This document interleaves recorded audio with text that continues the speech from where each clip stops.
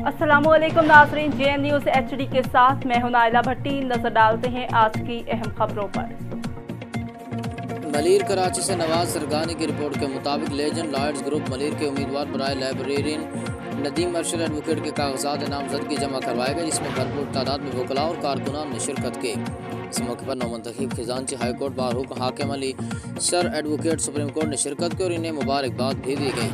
इस मौके पर Sardar Khan Sial advocate vice president Malir bar, advocate Mohammad Khan Tanoli, advocate Shafqat Hussain Shoro, advocate Feroz Gul Tunio, advocate Saddam Hussain Domki, advocate Rameez Solangi, chairman Abdul Hafeez Niazi, advocate Arif Hussain, advocate Tabish Memon, advocate व दीगर तमाम वकला और लेजेंड लॉयर्स के साथ उन्हें शिरकत की।